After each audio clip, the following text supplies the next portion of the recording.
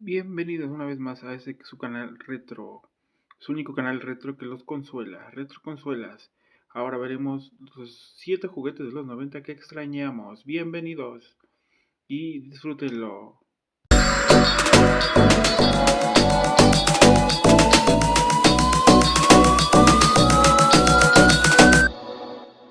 Número 7.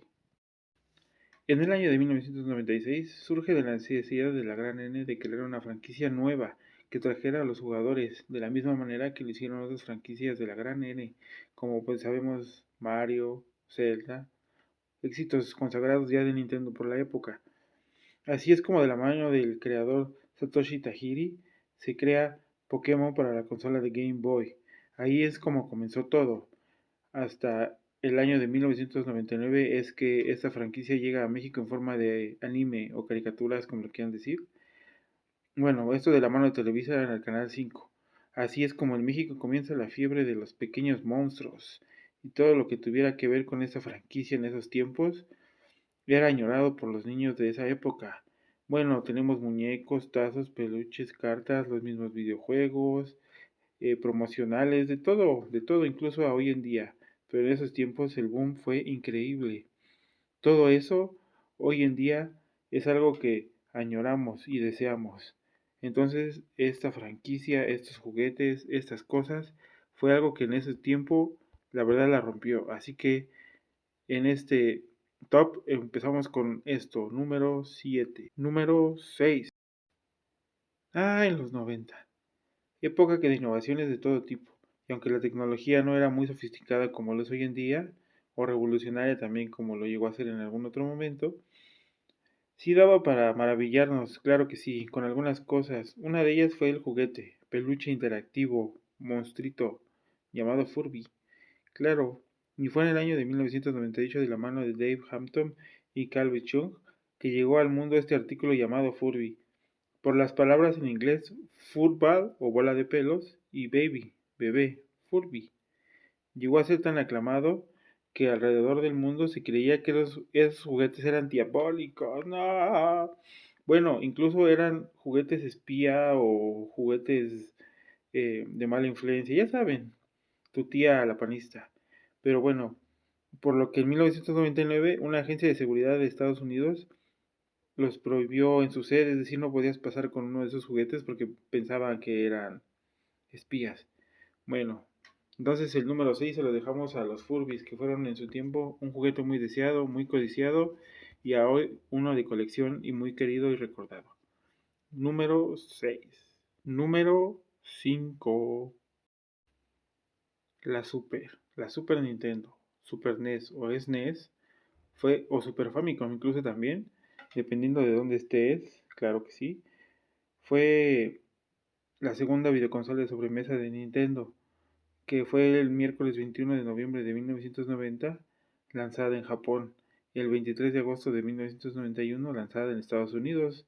Y para México, bueno, no encontré la fecha exacta de su llegada en México, pero dicen que fue en el año de 1992, y la Super Nintendo llegó al país mexicano. Fue una locura.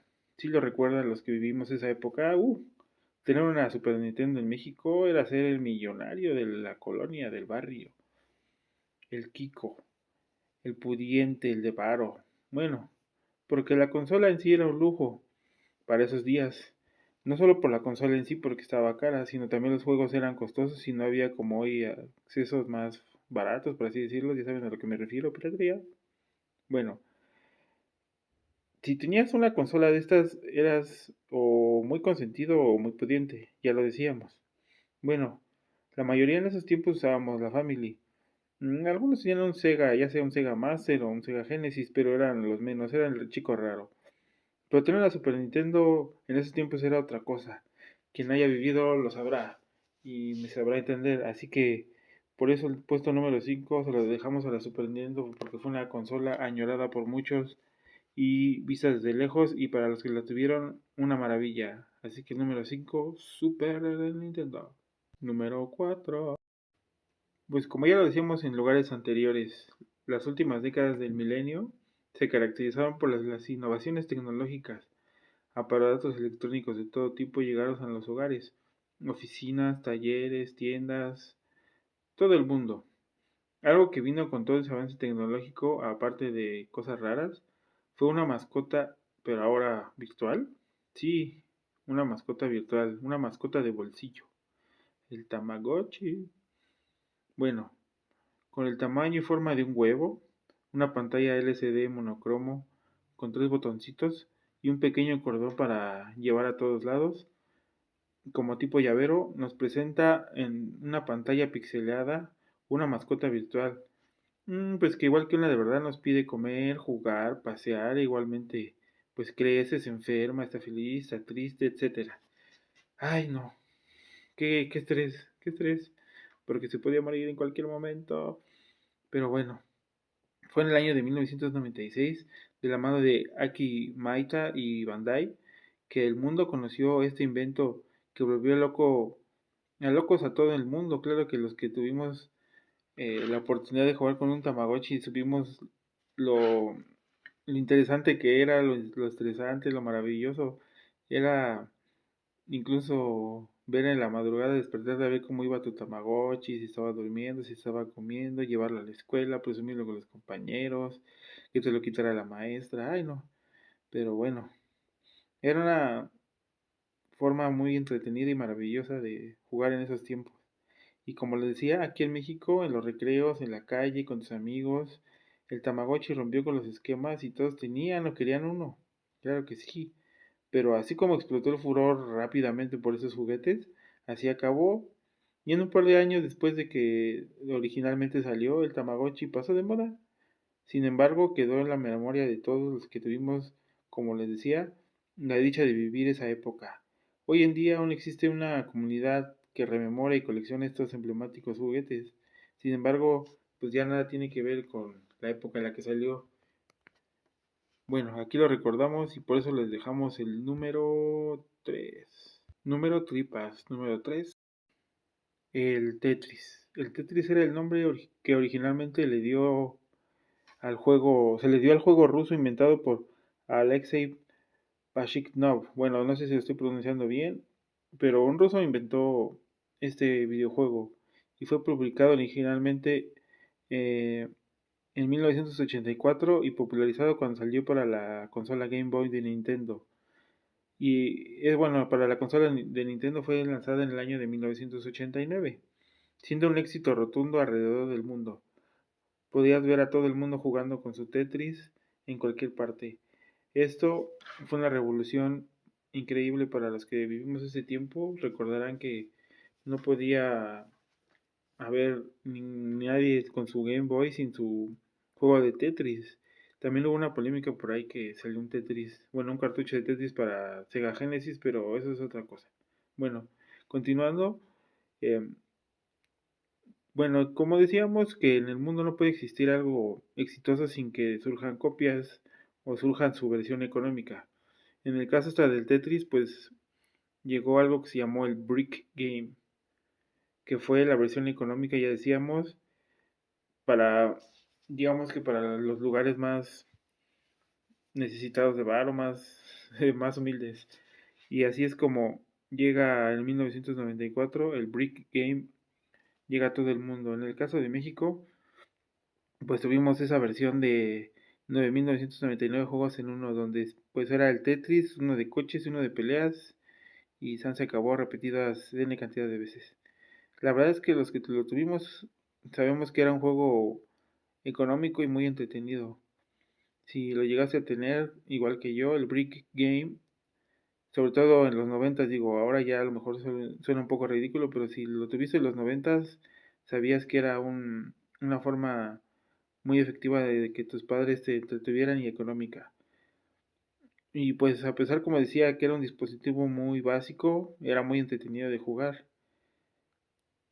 Originaria de Hong Kong, con un diseño básico pero atractivo, una pantalla LCD monocromo de 1 pulgada, usando 2 o 3 pilas AA según el caso. Es un recuerdo que los niños de la época disfrutábamos mucho. Un recuerdo que seguramente muchos de nosotros está en nuestro corazón de alguna salida con una tía, de alguna ida al doctor o algo que tuvimos y usamos el Brick Game. Muy buenos recuerdos. Y por eso el número 4 le pertenece al Brick Game. Número Donas Bimbo.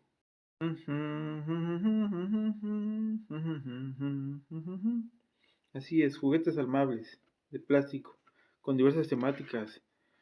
Pensarías, claro, en los Legos, pero esta vez hablaremos de unos juguetes los cuales tuvieron su mejor época entre los 80 y 90, porque pues ya después la verdad es que siento yo que perdieron la esencia, pero eso ya es una opinión personal. Sin embargo, hablamos de los Playmobil, que surgieron originalmente en Alemania Federal, bueno, sí, en Alemania Federal, en el año de 1973 de la mano de Hans Beck, el padre de Playmobil, diseñadas a partir de dibujos infantiles, es decir, ya ves que las caritas de los Playmobil son tus puntitos, los ojos y la sonrisa, así como un dibujo de niños.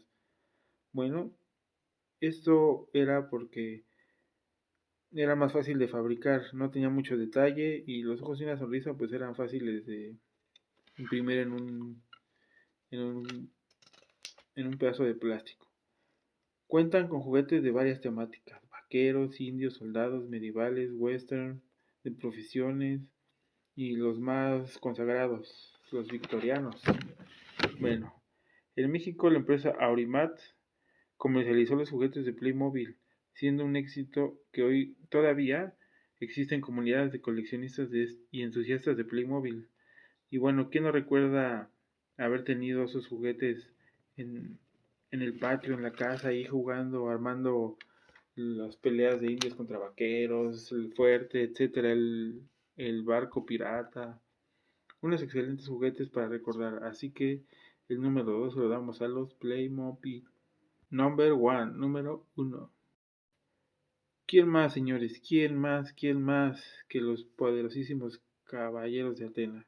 Así es, el anime más popular de la primera parte de los noventas, un hito en la historia de la animación japonesa en México. Obviamente, las marcas no iban a dejar pasar la oportunidad de generar más billete y de comercializar productos relacionados de todo tipo: cartas, estampas, cuadernos, tazos, cualquier cosa que pudieras vender en forma de los caballeros del zodiaco era preciso para generar dinero. Pero el artículo estrella, lo más chido, lo que más te gustaba, lo que más querían, fueron los caballeros del zodiaco.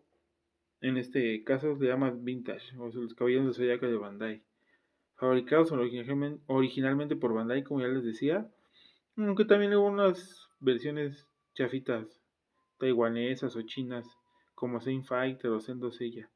Bueno, el chiste es que ese juguete era el que todo niño quería, una de esas figuras, con piezas de metal, con detalles impresionantes.